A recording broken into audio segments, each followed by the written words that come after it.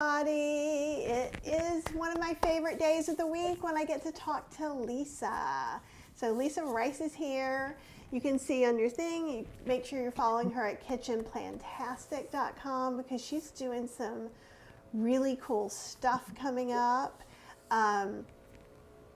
It's bright outside and chilly, so I'm wearing my little, "'Tis the season to be vegan." Ooh, I love that.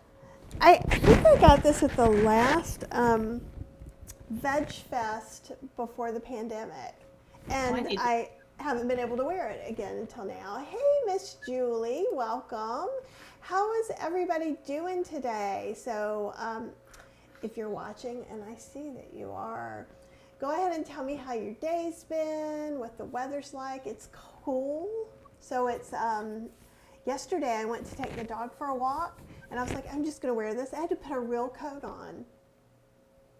It's getting chilly here too. Yeah, it's rained the last couple of days, but on the weekend it was overcast, and we walked for the first time across the Golden Gate Bridge from San Francisco to Sausalito. I was so exhausted after, but it was real rainy. It's been a little chilly here.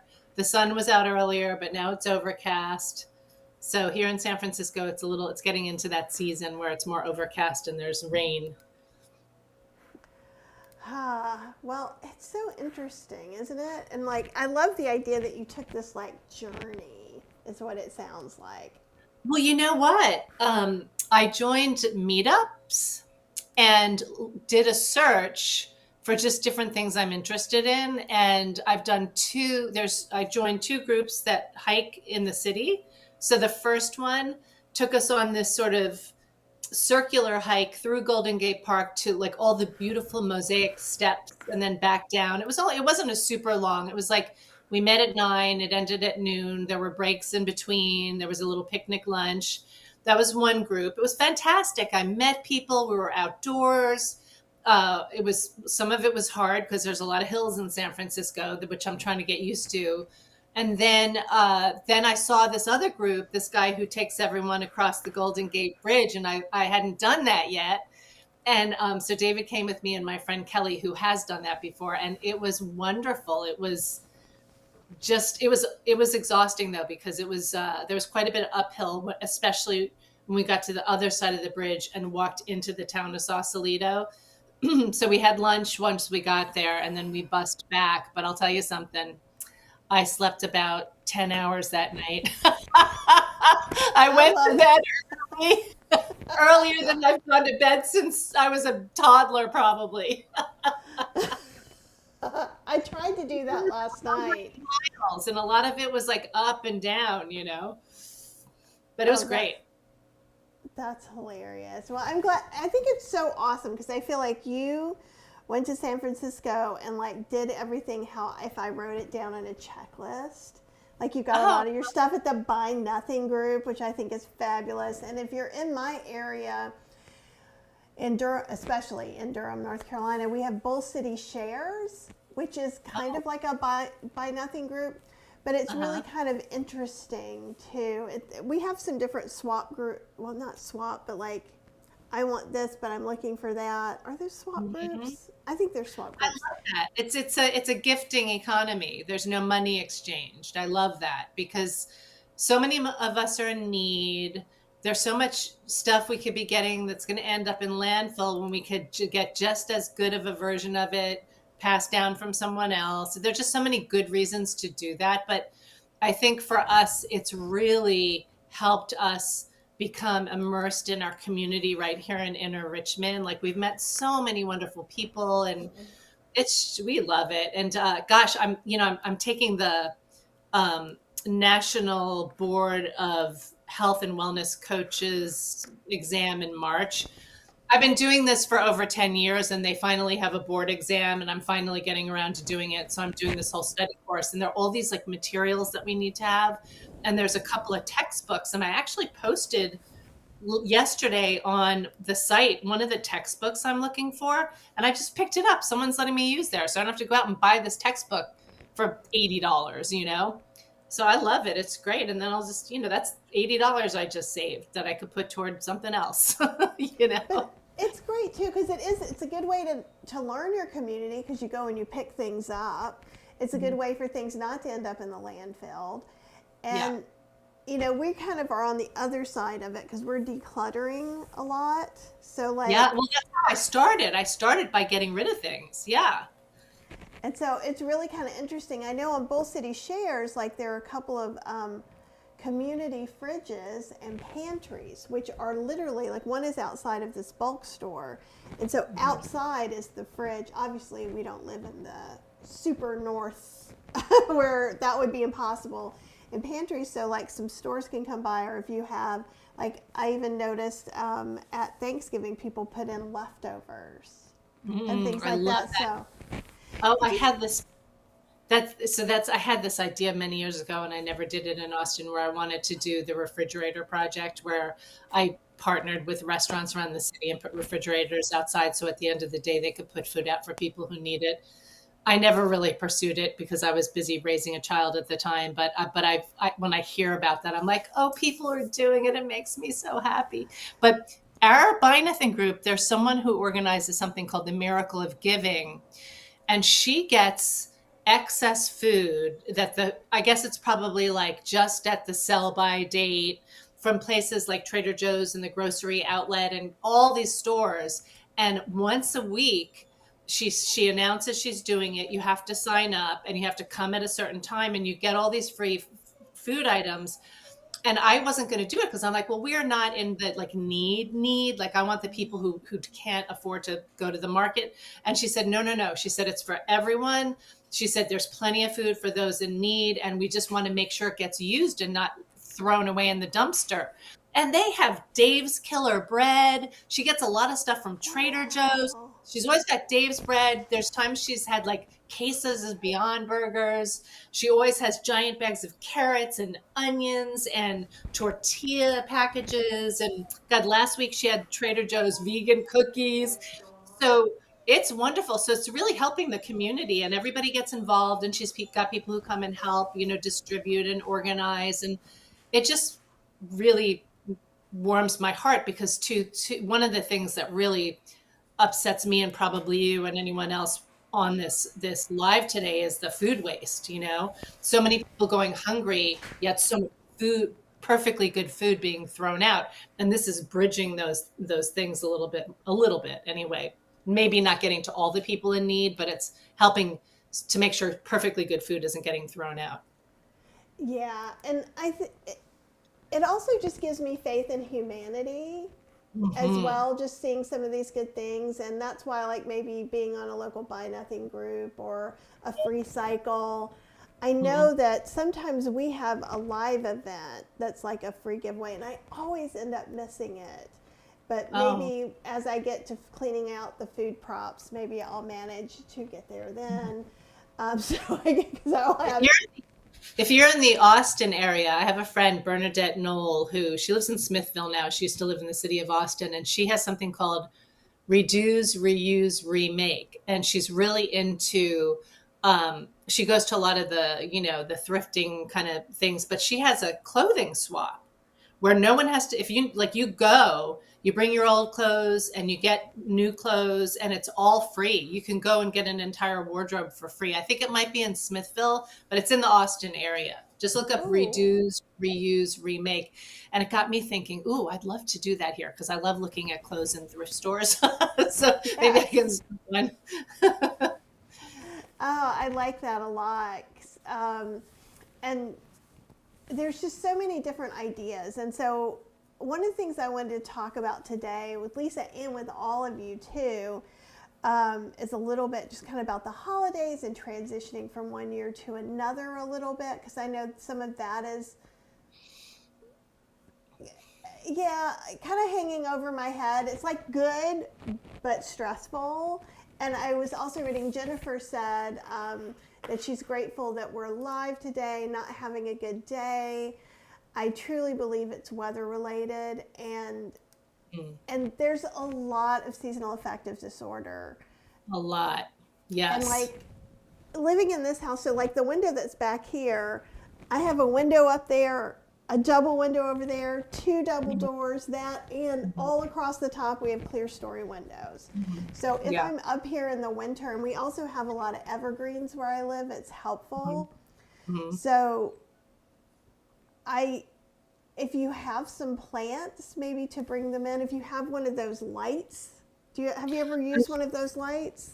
I was just going to say, I mentioned seasonal affect disorder in my last newsletter because it's very real. And a lot of times people don't know. They just think they're depressed. And so, even if the weather's cold and there's snow outside, if you can get your snow boots on, bundle up, and just stand outside your door with your face in the direction of the sky for 10 minutes every morning will help a little bit. Like, just get outside for a minute or open your window and stick your face out there. But I did recently, and I'm trying to remember where it was, read about those lights you can get that provide the blue light that will help with your mood. And that is very interesting to me because they create them for that purpose. And they're not very expensive now. So I've been away from the office, I don't know, for probably more than 10 years now. But when I was in the office, I would put them on in the winter because I hate like overhead fluorescent lights. It hurts my eyes. It doesn't work for me. Like, I remember when I first got this job, because we all had our own offices, so I brought in some lamps. So she's like, I don't know if this is OSHA compliant. I'm like, I don't think me having like a migraine headache every day is OSHA compliant. But because that was dark, which can also feel cozy depending on where your mindset is and where your feelings are. But I would turn that on to the side and just leave it there, and it did kind of help a little bit. Yeah. I recently saw something I want to get for the bathrooms. It's like, it's on TikTok. It's a lamp. Yes, I know. I'm feeling that way too. But it kind of does like the Northern Lights effect. So it's not like blah. It's just like this like shimmery, and you can make it blues and purples or whatever. And I was thinking, because I'm trying to make a cozy place in the bathroom so I can just sit and soak in warm water and just like not just sit and be.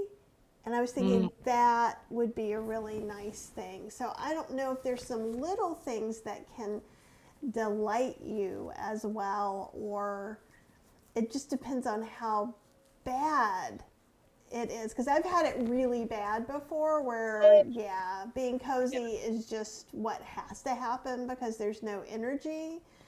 Other times I've had a little bit of energy and then consciously wearing my least attractive, most cozy thing and having the fireplace on is enough to kind of work. How about you? What sorts of things, other than going outside, are there any other things you do inside the house? Well, I definitely am the cozy pajama gal who loves to get up with my hot coffee and start my day slowly. That can easily lead, and many times leads to me just getting on my computer and starting to do my work, and all of a sudden it's like, oh my gosh, I didn't leave the apartment all day. And that is not really very good. So and this is so crazy because I wrote about this in Wellness to Wonderful in Dr. Lederman and Dr. Pulde's book. I wrote the chapter on, which chapter was that? It might've been the chapter on movement. I think it was.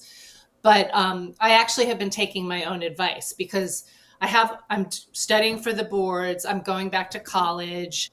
I've got work, actual money making work I have to do. And so I'm having to spend a lot of time at a computer. I was at the library the other day doing my work so I wouldn't be distracted for several hours. I sat by the window at the library, made sure they have a lot of big windows there. I sat by the window.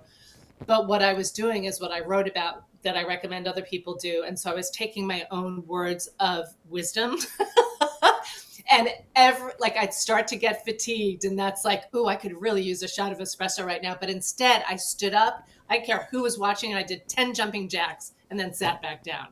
Or I stood up and I marched in place and then I sat back down. Because truly, exercise isn't as important as movement. So when you're aware that you're going to be working on a project and sucked in for a long, like you and I spend a lot of time on our feet in the kitchen, so that counts as movement, you know.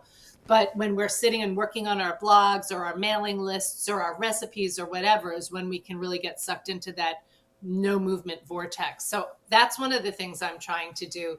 In terms of the seasonal affect disorder, David and I have found that we don't feel it quite as much here in San Francisco as we did in Austin.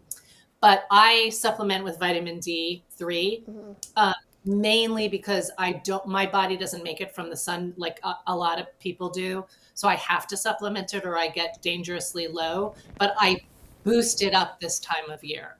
So I take Apple's extra. saying the same thing. Apple says I always need to up my vitamin D intake between autumn and spring.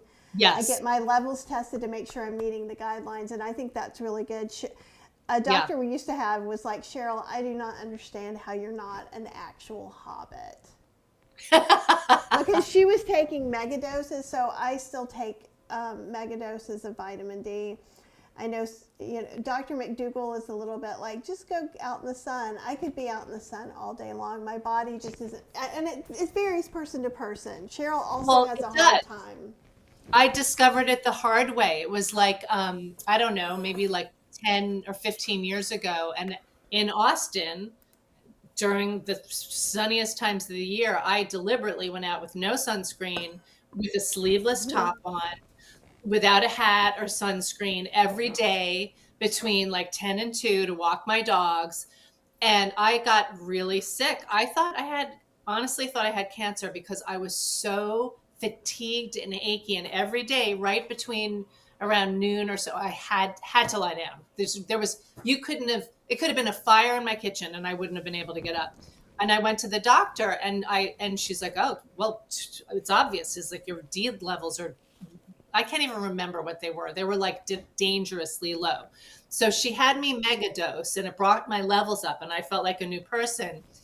And now, like since then, I take my regular required dose, but every once in a while I've got to boost it up. Like whenever I get my blood work done once a year, whole panel, twice a year, hormones, and they always check my D and it's always on the low end of normal, even though I supplement it. So I personally have to go a little higher with the D. So it is really good to get tested to know sort of what your baseline is. Yeah, and depending on your age and what's going on too, other things that can make you feel super tired. And I've had like almost all of them at once. So I had my iron low, my thyroid was low, and my Mhm. vitamin D was low. And literally, because I was like, I'm just walking to the mailbox and I'm like, I gotta take a nap. And I'm like, Yeah, okay, something's not that's a right. sign. I'm That's a not sign. that lazy. Yeah. But when I first got diagnosed, it was a long time ago because I was like, okay, I'm getting these weird random pains in my legs. Could I have a blood clot? Could I have, like, I don't know what any of these things are, but it's consistent enough that it's not a muscle ache. And we were talking, and she was like, I don't know. Because I'm like, if I'm just getting older and this is just what happens, just let me know. Mhm. But, and then she's like, ooh, and she ran down right before I got tested and said, let's test you for vitamin D. I just read something about this. This was probably 13 or 14 years ago. I mean, it was right when people were starting to pay more attention to vitamin D. And sure Mhm. enough, it was like in the basement, you Yeah. know. Yeah. Yeah. Well, and also when I had my D really low, the other thing they discovered is that my B12 was like non-exist. Like that was another, Oh, it was the two together. Because I was vegan at the time and I wasn't paying attention. Let's put it that way. I supplement my B12 now. But that was another one. So those are two that I regularly get checked. And I think it's really important. I think we should get our blood work. I think it's part of the preventative healthcare. I don't know if that's, I think for most people, you don't have to pay for like the basic labs. Are those part of the basic labs? I'm well, not we have different insurance because we have Cheryl's insurance, and this year it's sure. going to be different coming up, which I'm a little nervous about. She's been grandfathered in the best insurance at her company. Then they pay Oh, no. more and more the longer she's there.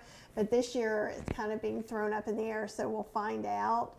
But in most plans, affect disorder today because I was on the phone for an hour and 45 minutes sorting out our health insurance. yeah, it's health insurance is no joke. Now, I do know when we were searching for a new doctor, when I left my last doctor to find Dr. Bean, Dr. Stacy Bean, who I love.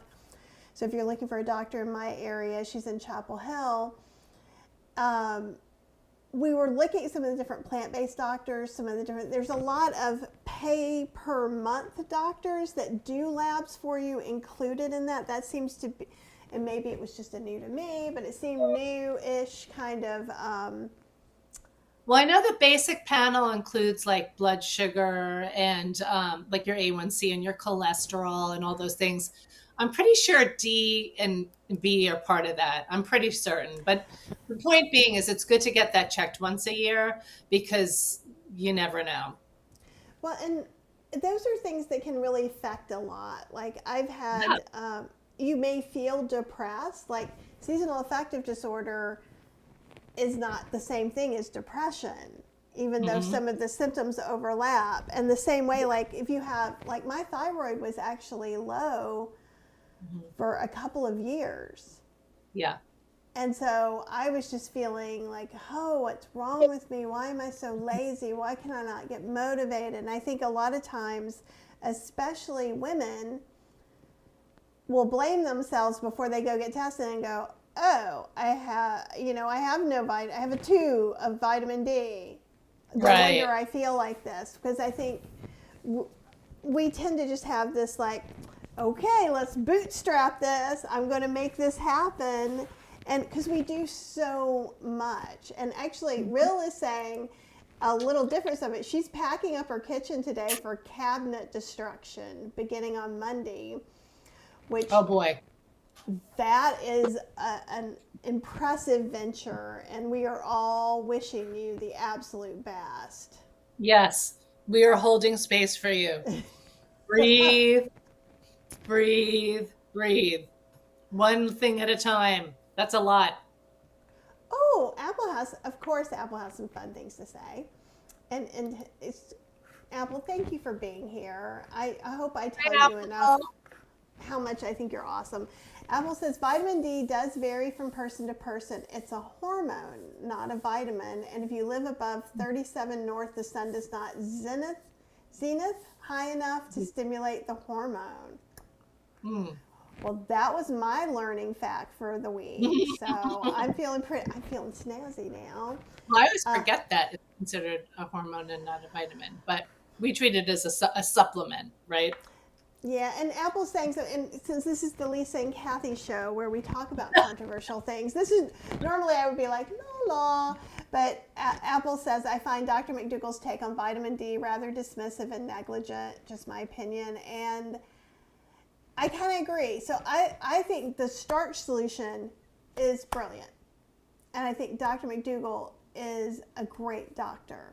There are some things that we diverge in, right? Because, Lisa, even if you and I talked for every day for a week, we'll find something we disagree on. And that doesn't mean we can't be friends and that we can't learn from each other and do all the things. So that's for everybody else. So I don't agree 100% with any of these people who I consider my heroes because of the work they're doing. You know, I love Dr. McDougall. I love Dr. Furman. I love Dr. Barnard. Matt and Alona, I love. I work with them. They're friends and colleagues. But I don't agree with everything they all have to say. Absolutely.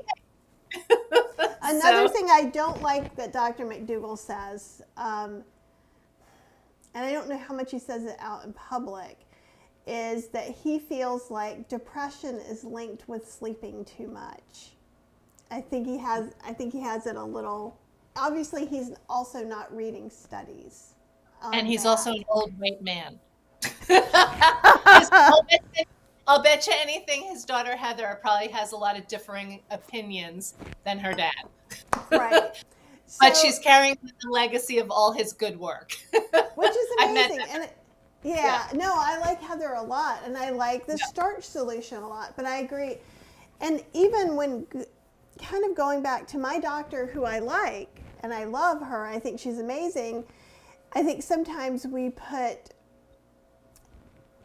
it's not really too much confidence, but too much you're on a pedestal. That's a better way to put it. We put our doctors and people that we respect on these pedestals.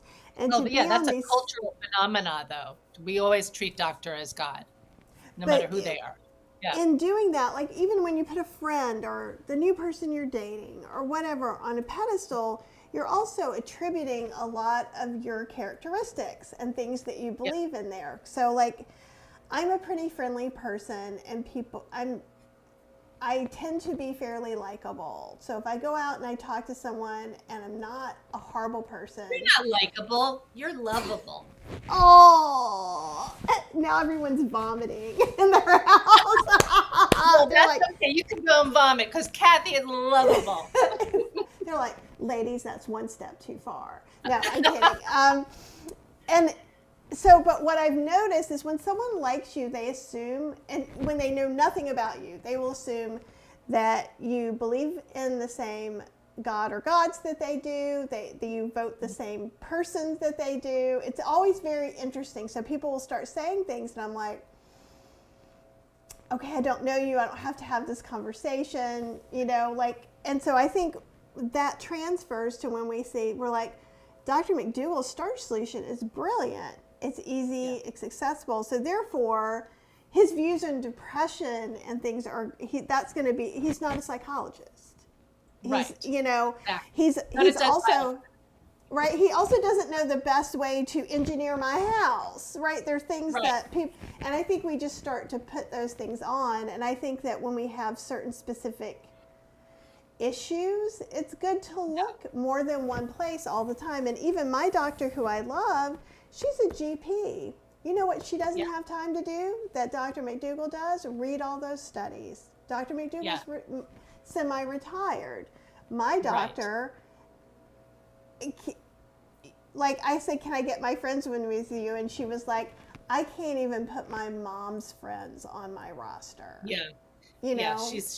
Yeah, you're lucky you have a doctor like that. I need to find someone here before I sign up for a health plan, someone I like. But one of the things I wanted to say is I was on your YouTube yesterday, the day before. I like to just kind of coast around and watch snippets of your stuff. And I went back to the one. I do, because you have so many great guests. So sweet. I love your channel. I love it. And can't even believe I get to be on it. But I love watching it. But I went back because I actually hadn't watched the one you did with Matt and Alona. And so I was watching bits of that. And what we're talking about, we learn from a very early age to be told what to do, to be motivated extrinsically. Our teacher tells us to do this. Our parents tell us to do that. Our doctors tell us to do that. And what they say is what we should be doing. And the thing that we have lost is how to be motivated and to listen to ourselves within. And they call that's the connection with the self, right? Mm-hmm. They were talking about connection and how important that is for physiological health. That disconnection promotes inflammation in the body, just like eating a donut, right? And I'm really interested in this because, and Apple knows this because she and I have talked about it on your show a little bit. I got really into IFS, internal family systems. I have a coach who was working with me, and it was transformative. And that's another one where the center of the work you're doing is the self, right? And it's connecting with who we are intrinsically. So I love where this conversation is going, because it really is like listening to ourselves, taking the time to be present and tune in, and knowing what we need. Like for you, like I need to take a nap. You know what? I've been going. I've got to listen to myself. What do I need right now? I'm going to set my timer. I'm going to lie down for 20 minutes or whatever it is. Right. For me, it's like, sometimes I'm just like, my body, I'm hungry, but like, I can't just go make a sandwich. Like, what do I want? I need greens, or whatever. Or Dr. McDougall says that what is it he said what did he say about vitamin D or mental health or whatever it is? Yeah. It's like, well, does that ring true for me? I got to sit with that. Like, how do I where does that land for me?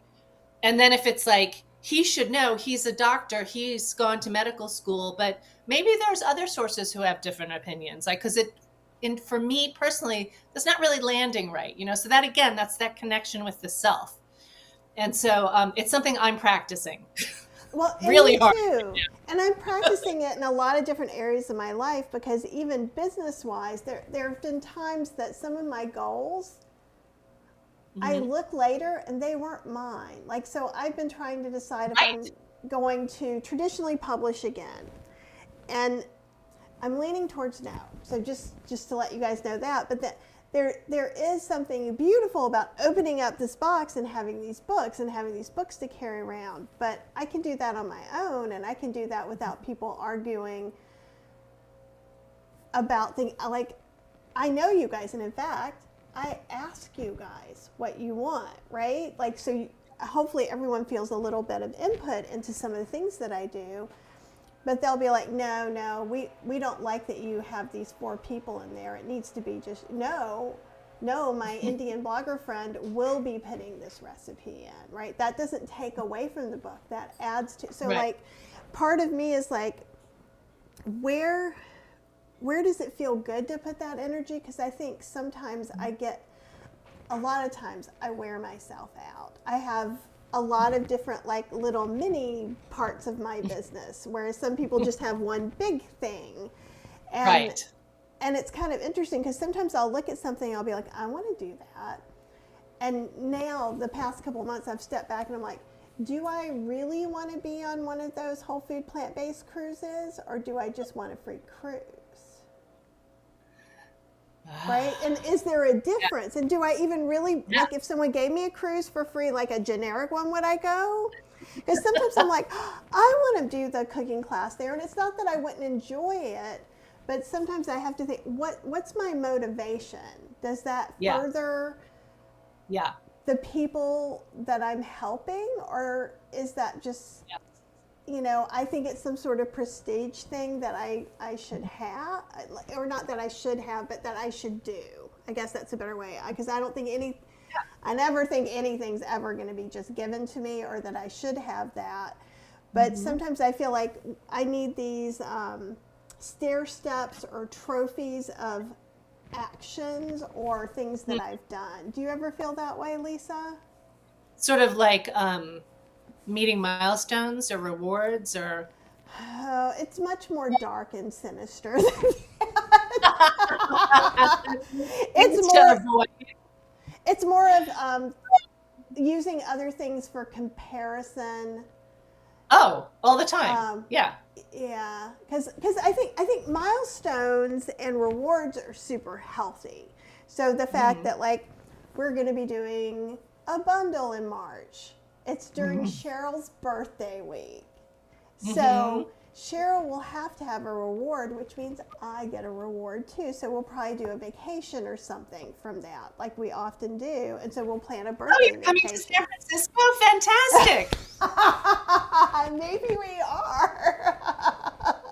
By then I should be able to travel again. Because, like, I always think I want to go and do all the travel-y things, but quite honestly, I only did 2 travel-y things in September and October, and it nearly broke me. Yeah. So you need to just do a little staycation, maybe, or a little spa at home. And that's like what we're doing. In my little area with my, like, new TikTok light that I'm thinking of buying. I mean, we have a place I've been wanting to get to, which is a 3-stop bus ride away, which is the Kabuki Hot Springs. Yes. And I still haven't been there, and I'm dying to go. I'm like, why haven't I been there yet?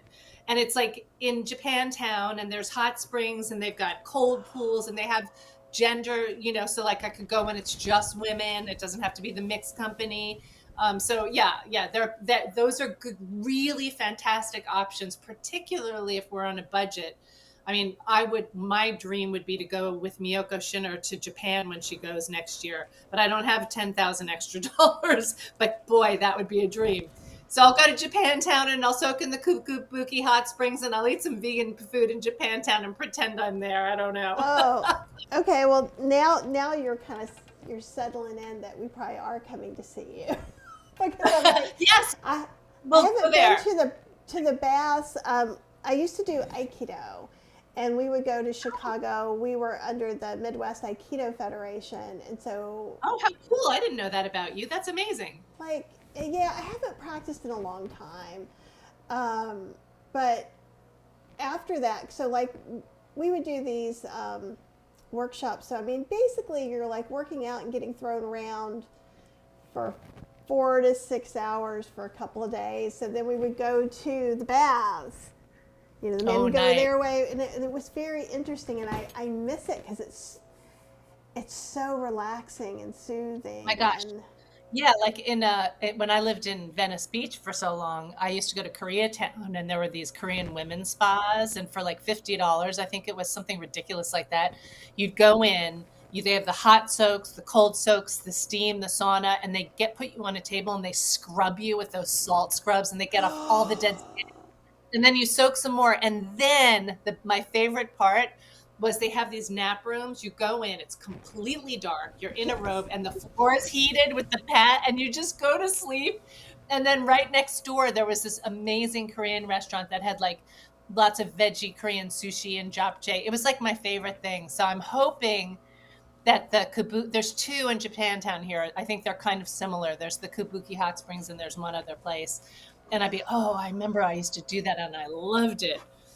oh, that sounds so delightful for sure. And we're getting a couple of things.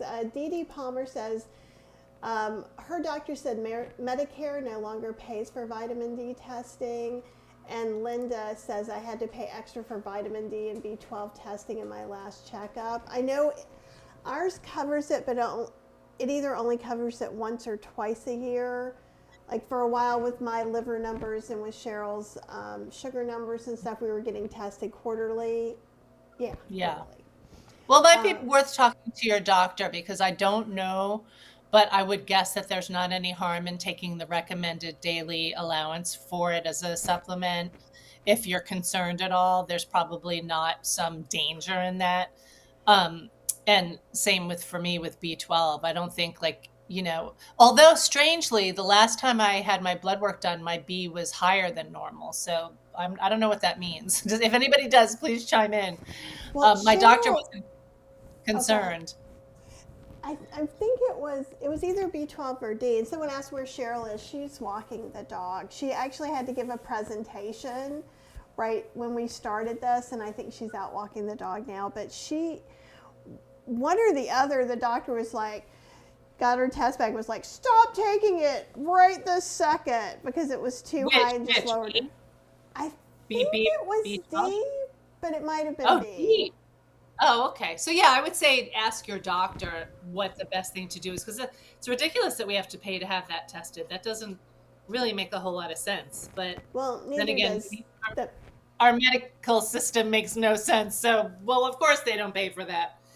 Exactly. Nancy's saying she had COVID about 6 weeks ago and she's still very tired. I had an appointment with a cardiologist and he thinks I may have long COVID. I'm so sorry. Oh, I'm so she sorry. supplements B12 and D3 every day. And Diana was saying that low vitamin D has been shown to, not cause cancer. What was the wording she used? It makes you more prone to cancer. Absolutely. Yeah, there have been studies. I've read studies about that, the vitamin D levels in cancer prevention. Actually, Dr. Greger, nutritionfacts.org, has a ton of information about that. So I would definitely look on his site. He reads all the studies. So, right. But yeah. You go ahead. I'm sorry. Oh, no, I just was going back to the original question of things to do to combat or to deal with seasonal affect disorder, because we were talking about that, and we were talking about getting outside, even if you don't even have to go for a walk. If you can, great, but just getting your face out in the daylight, especially if there's the sun. And, I do think there's something to moving your body a little bit every day, particularly this time of year when all I want to do is hibernate in a nice warm blanket next to the heater, like my cat. But I've been making myself get up and go outside, and it's really made a big impact on my mood and my energy. Because my energy this time of year also is really low. I could just sleep in and take naps, and so I think I still do get affected by the seasonal affect disorder a little bit, but those things have been helping me. But I admit I have to force myself to get out there and get outside. I have to, but I'm just trying to schedule it as a non-negotiable, like at certain times of the day. If I put it on my calendar, that's the only way I know I'll do something, is if I put it on there. And it doesn't have to be an hour. It could be 5 minutes, 10 minutes, or just walking out your front doorstep and standing there and, facing the sun like a sun worshiper, or if there's no sun, just letting the daylight sort of wash over you. And then, also I think honoring your body's need for rest, because I don't think it's abnormal to need more rest this time of year, and I'm a big fan of indulging in things you enjoy. We just completely binge watched the last season of Ugly Betty. Cheryl's finishing it up now. And I cried because I'm like, what am I going to do without them? I love them. They're my family. And then, as you know, at 60 years old, I'm going back to college, which, I've got people who are like, what? I've had so many people be like, you don't need that degree. Why? And I'm like, well, no, I want to do that for me. And also, not that that's an enjoyment thing, but it's something that's giving me some purpose and something to look forward to, even though I know it's going to be hard. It's adding to my sense of purpose. But then the other thing I wanted to add, which is really crazy, I've never been a competitive sports person. Anytime I've done things like gymnastics or horseback, whatever it was, I'm not competitive. But I love shooting hoops. Like, when I had brothers and they would all play basketball games, but I love to shoot hoops. But do I do it? No. And there's a place, I was walking to the library the other day, and there's Bay Cities basketball here. So I'm going to look into just seeing if they have anything for people who can just go in and shoot hoops. I love that. And for me, like, when it becomes this time, I have to think about, like, I love doing things. And like tonight, if you're in the area, Sitar is doing the vegan Indian buffet tonight, and we're going to meet out with a bunch of the Chapel Hill Plant Pod people. And it's going to be delightful. So I'm trying to also make sure the things that I'm choosing are really things that I want to do with people who energy is respectful to mine and actually feeds this. Because one of the things I've noticed, and it's from all the travel, and actually as I've sat down and kind of thought over the whole year about, like, why did I get so stressed out after this travel? I don't know. My liver numbers were bad. Cheryl had diabetes. I had a liver biopsy. Then I did this program and changed absolutely everything, and then started traveling, and I've lost a bunch of weight. I don't know why I would be a little stressed out or tired, right? Yeah. I'm such an idiot about it. Like, if you told me this, I'd be like, seriously, don't you talk don't see this? About my friend that way. You just called my friend an idiot. Not allowed. But yeah, because if you were saying, I would have seen it so clearly. Sometimes when it's us, we just kind of go, well, no, I should have gotten over that in like a week. And I'm like, okay, realistic, that is not. But like, I've started decluttering because like I've not felt well, and I kind of feel like I'm starting to wake up from 2020. I think as I'm looking at this, it's actually going so far back, and it's so this bundle of nonsense that I've just been like, okay, we'll just keep putting it over here. It's like my big evil ball of string that I've collected for the past 4 years, and what's happened is that string or that ball has been made from all of my protective, fuzzy, stuffed animal coating I had all around me that gave me all this like leeway. And so as I've been and it's just a strip, so I don't want it to sound bigger than it is, but like, I've taken everything out of cabinets. We've moved furniture. We've dusted everything. We've, so like the part that's done is beautiful. And it's, I bet that feels so good. It felt like someone asked me, and what does it feel like in your body? And I said, it feels like I'm wearing a suit of marshmallows with fuzzy stuffed animal coating on it. You know, like the biggest onesie humanly possible. And if and I have felt like, and this has only been a few days too, but I have felt like things that would have made me just break a couple of weeks ago, I'm like, oh, okay, you know, I can see that. And so I kind of feel like my head's clearing a little bit. I understand that it's going to become cloudy again. And so some of this is happening for some of you guys because of seasonal affective disorder. You were fine till the weather happened. Or I'm wondering too how many people other than me are finally starting to unwind. Well, you know, David and I have this conversation periodically, and I think that we all need to take a moment and honor what we all went through collectively in 2020 and how much that did impact us. And while it doesn't help to dwell on the past, to give ourselves the credit for being here today and getting through something pretty damn horrific, you know? And I think that if we're still feeling the effects of that on any level, it is completely normal. Right? I'm laughing because like I'm going through the comments, and so I have to share this now so you don't. Literally, someone said Rice is a baller. Yay! I'll take it. I'll take it. Oh, so you're saying something very seriously. I just could not smile when I read that. It was delightful. So go. No, but I do hear thank you. No, I just wanted to acknowledge that with anybody who's here because, you know, I often have to remind myself, I'm like, why? Like, we're all still dealing with the effects, the ripple effects of 2020 on some level, whether we realize it or not. Some of us more so than others, you know, and I think, and one of the things that really makes it apparent to me is because I raised a teenager through it, which was probably one of the worst things that you could go through as a high school student, to be, you know, on lockdown in a pandemic.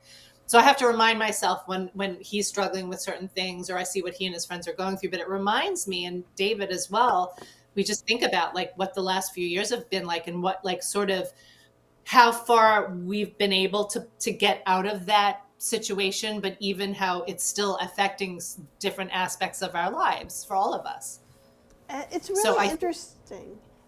Because I think I just want to put that out there because I don't think anybody should feel like they shouldn't be experiencing something they are. You know what I mean? I love that too, because whenever I'm telling my story about how I'm not believing myself, that's as an example of things you guys shouldn't do. But I'm just being transparent. But yeah. I think too, like, and it's my nature to wait for that other shoe to drop. And so like every year, like I think this year, you know, when stuff started a little bit earlier, at least it did where I live. And it's just this feeling of unease at times, you know, like typically we're like, well, we were talking about when's the last Indian buffet we're willing to go to. You know, we got a booster, I feel better, we traveled. This is the first time when we traveled up the East Coast, we knew we were going to see a lot of people we've known for years and have not met in person. And we got our shots, and we made a choice to not wear masks the whole time. And I mean, we're late unmaskers, so some of you guys are still masking, and I support you, whatever you want to do. So hear me on that. Yeah. It was a big conversation for us because Cheryl having type 2 diabetes and both of us being overweight, we have in the past had to be very careful. It's just common sense. If you're Absolutely. At high risk, why wouldn't you take the precautions that would give you an edge? But so there's still some of that. It doesn't feel quite as icky. But I think also even just going through one pandemic and then with the news being so much more worldwide that you hear of a pocket of something happening over here and you're like, is it going to come here? And I do my best. I unsubscribed from Apple News like a boss, and got my Kindle back out because that means I can read books and I can't go on the internets before I go to sleep. So I don't know if any of these suggestions will help you guys. I can get myself anxious. I want to champion everything that you just said. Like I used to read the New York Times every single morning. I get it in my inbox. I do not do that anymore. I do not need to read it every day to know what's going on. And I definitely avoid looking at social media that has posting anything political of I know what's going on in the world. I'm doing my part to make it a better place. One of the things that's been really helpful is I started volunteering with SF Village when I moved here, and David and I was helping an elderly woman. She passed away, but I started helping this elderly man who lives down the street. And it's been this beautiful, mutually beneficial relationship. David's gotten involved. We're helping him get his wife back home. She's been in rehab for hip surgery. And I'm not telling you this because we're such great people, because we're volunteering, but it really does help both of us to be helping people who really, really need help. And it's like, we need help in other areas, but it feels really good to be helping them. They're getting the care they need. It's mutually beneficial. We're learning so much from them. We feel like we've made friends here, but I feel like it's helping me combat all this shitstorm of what's going on in the world, being able to be, and maybe we're in a bubble, I don't know, but like just being in this sort of community situation where we're benefiting from this, being with this elderly couple, has really helped. So I'm not saying you need to go out and volunteer or whatever, but it is helpful to do things that take you away from that constant negative news cycle, something that brings you in contact with other people and other like-minded people, which is another reason why I joined the meetups. I joined up the hiking and the writing because I like to write. And so I think for seasonal affect disorder, these are important things too, because isolation, as we've learned since the pandemic, is really unhealthy, not just for your mind, but for your physical being. So if you're feeling really tired and dragged down and you're feeling like you want to isolate it late, it might not be the best thing for you. That could be adding to the inflammation. So even if it means picking up the phone and talking to somebody who you feel completely comfortable sharing with, it could be your vegetarian support group, it could be AA, whoever it is, stay connected. Yeah. Davinka says, the best thing I've ever done to reduce anxiety is meditation every day. Yes. She also agrees about avoiding the news and that they're still masking. And I want you to know I'm wholeheartedly supporting you, and I will be joining you at some point again. I think we were unmasked for 2 months. So... Well, and here in San Francisco is a large, especially where we live, is a large Asian population, and they were all masking before any of us, because that's what they do in Asian countries. Mm-hmm. So you get on we take the bus here, and most of the people on the bus are masked. We've been vaccinated and boosted, and we had COVID. We probably should be masking now because I know the rates are higher, but absolutely, if you have pre-existing conditions, there's no shame whatsoever in masking and staying protected.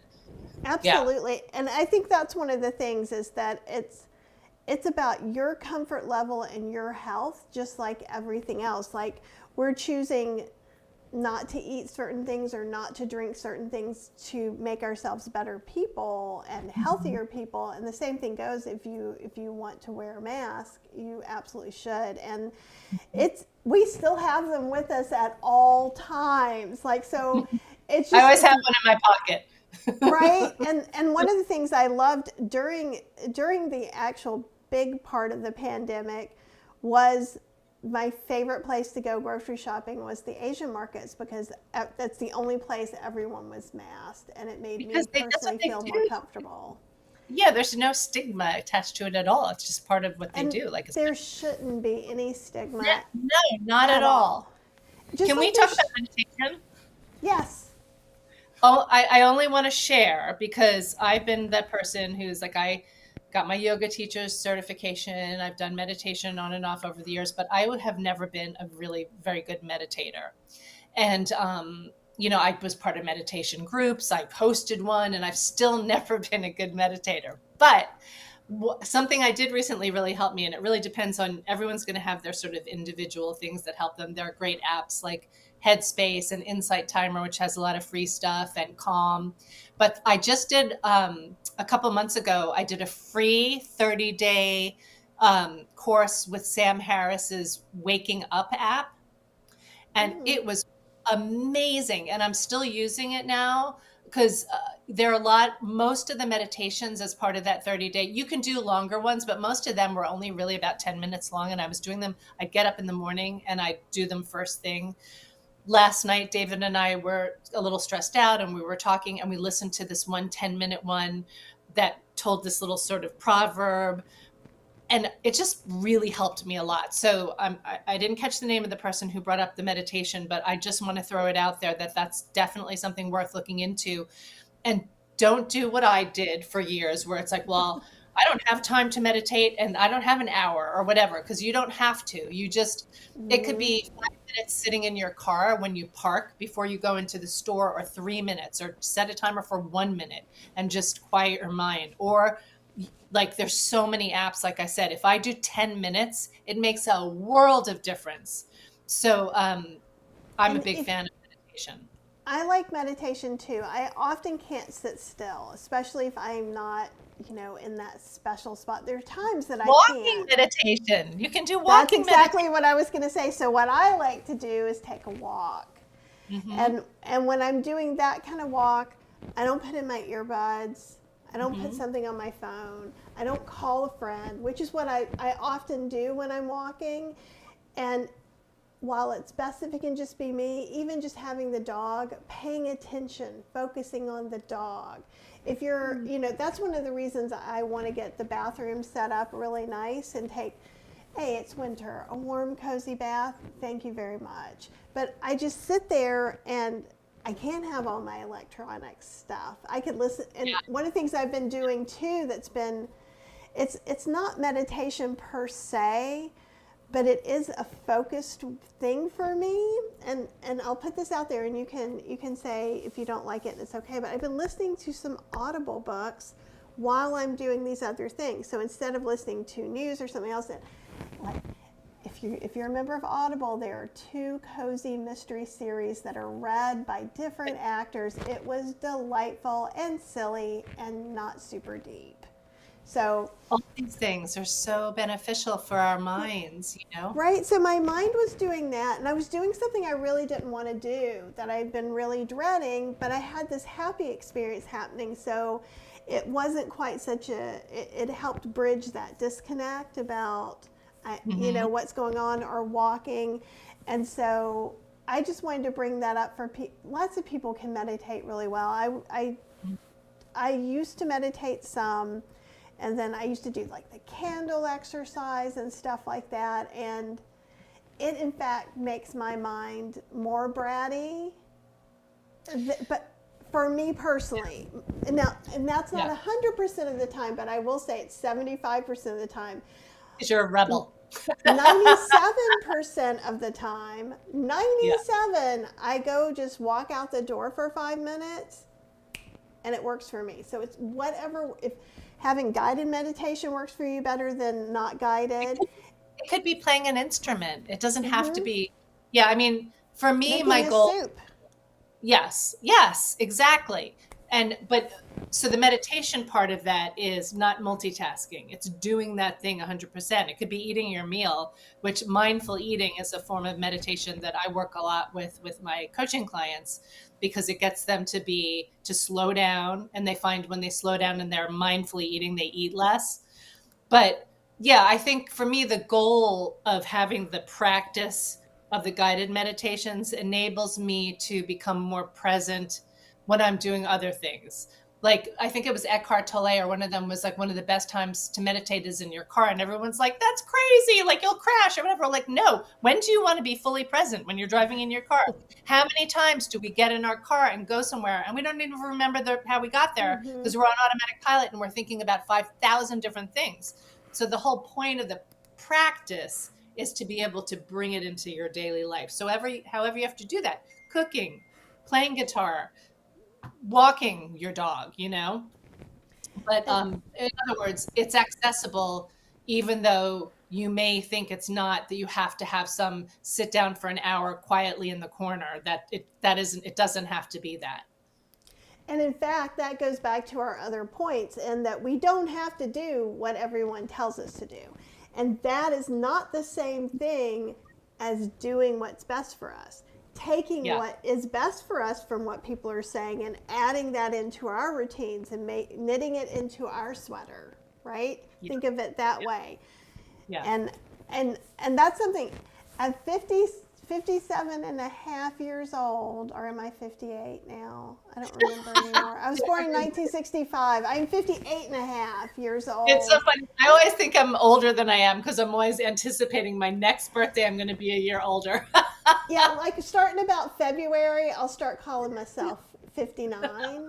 But I go for like the quarters and the halves for as long as I can, because I think it's hilarious to say how old I am, like a 3-year-old.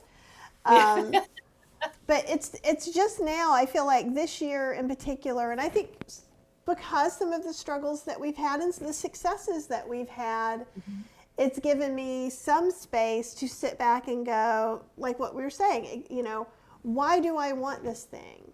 You know, I tell you what I did want, that Breville peel and dice, and I have it, and I'm going to be making videos sooner or later. It is amazing. Oh, so that was a good one. I'm not watching that video. I'm going to want one. Oh, and it's ridiculously expensive. And actually, it's really hilarious. So we did a Black Friday live. We kind of did the anti-Black Friday live is what I was going for, because I'm like, y'all don't need to buy anything. Black Friday stresses me out. And then I was like, well, if you're going to buy stuff and you're not sure which Instant Pot to get, why don't you just ask me and I'll tell you what I think. And we were talking about it. And it's you guys that talked me into getting the Breville peel and dice. I wanted you to. So wait, it's not really. You need to circle back with me, though. There was that thing that you got at Costco that I wanted. Oh, the Beast. How's that working out? How is it? I'm liking it. So there's a couple, and I'm going to do videos of it. Here, I'm coming to get. I used it on Chef AJ's live because I made dry mixes. So you guys go watch Chef AJ's show. So I made my golden gravy mix, beefy bouillon mix, and oat parmesan. And it does dry stuff really well. In fact, it grinds it better than my Ninja Spice Grinder, which I never thought I would say.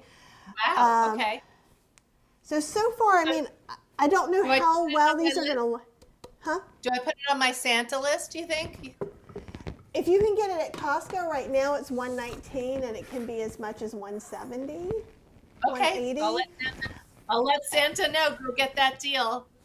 And then at Costco, if you end up not liking it, now, so the one thing I will say is it has a pulse, and if you click the button, hold it down, it'll blend for a minute, but it's just one speed. But it's a pretty nice speed. Can it do everything this does and more? I think or so. Better? I haven't tried to make cashew butter or anything like that because I've kind of not wanted to have it in the house. But what I like is, so at Costco there's 3. One of them is in the sink. I think this is the biggest one and this is the smallest one. There's an in-between. That's about a peanut butter jar sized. So the thing I don't love about the Vitamix is, smaller containers. If you have the new fancy, I think it's the Ascent or whatever, there is a small container like that. Yes, yeah. That's why I never use. Yeah, and that's why I'm not buying another Vitamix. No, they've been outdone. Well, and I like it, and I'm going to use it. So I use it a lot, and I have the attachment cup, and I don't know where I put that, but I have the attachment cup. And I don't find it worth it. It's like $150, and I'm like, just get the Beast if you need it. I resented that I would have had to pay that much to get it, and I never got it. I'm like, I just spent however many $100 on my Vitamix. I don't want to have to spend another $150 on something that I should have gotten with it. But I have to go soon. And one thing came up in my mind when you were talking before about just over scheduling yourself and everything. I'm part of the Peloton cult. I have a Peloton. No, I don't think, have we talked about this? Because I have a Peloton. Okay, we'll have to follow each other. But I don't just use it to cycle. I mainly cycle, but I'll do like 10-minute arms or 5-minute abs, or The I've done meditations are great. the meditations. I've done the yoga. I've done the walking. I've done the running. But what I wanted to say is I really love Robin Arsan, and she really encourages you to have, instead of a to-do list, to have a not to-do list to not do, and also to say no. So those are two things I wanted to talk to you about before we go. Go listen to her. She protect your peace, learn to say no, and have your to not do list.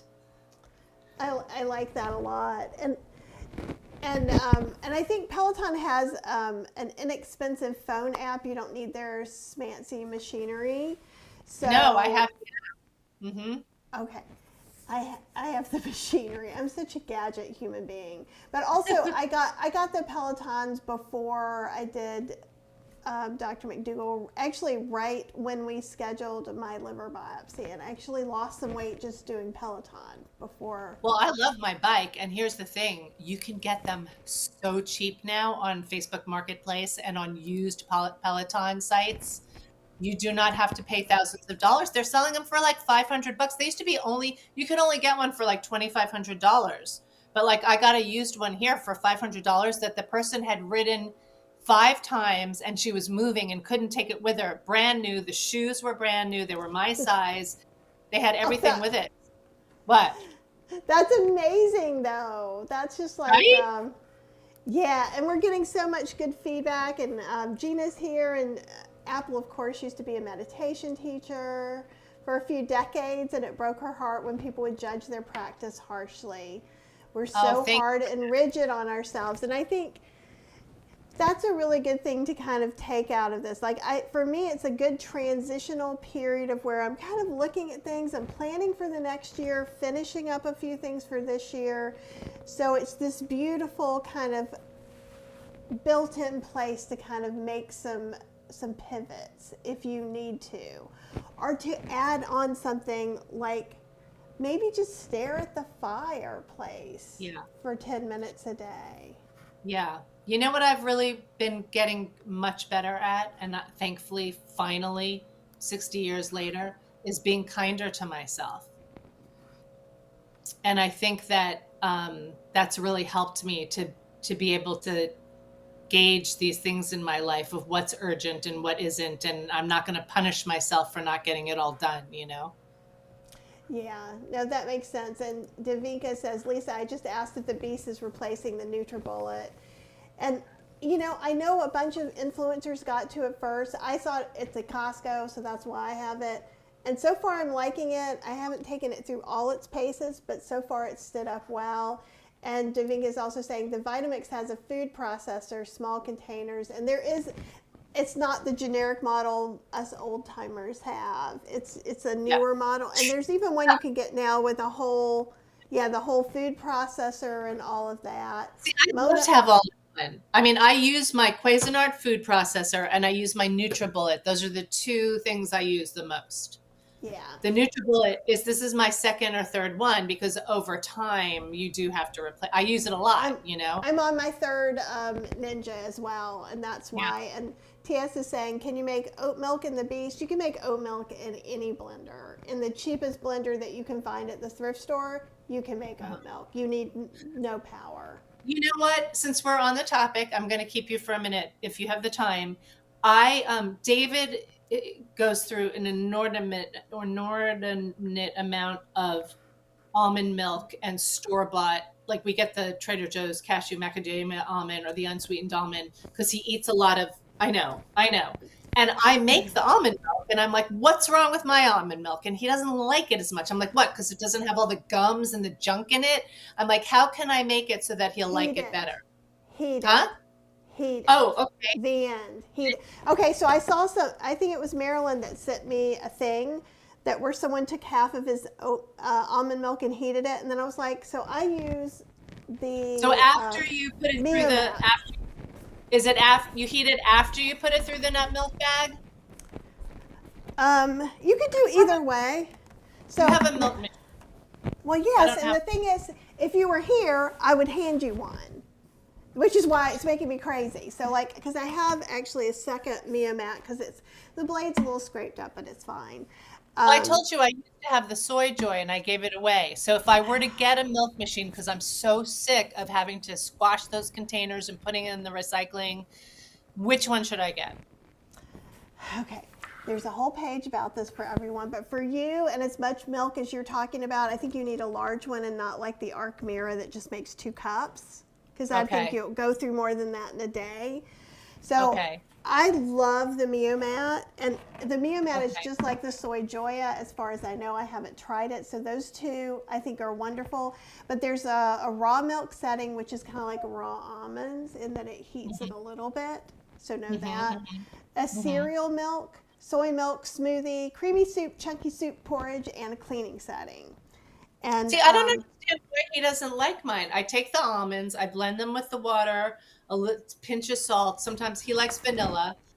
I blend it up and I put it through the nut milk bag and I put it in the fridge and I think it's oh, fantastic. I got you. I got you. So I'm the reason I'm so excited about this too. So what I did is I decided cereal milk. Don't ever do oat milk on cereal milk. Do it on Okay. smoothie. You don't want to cook Okay. the oats. Blah blah blah. But we can talk 'Cause they'll about that get another goopy. time. Yeah, they'll get However, goopy. I knew the cereal milk was going to cook those out. So I soaked my almonds, strained them, put them in here, and then I fill up the water after the stuff is in.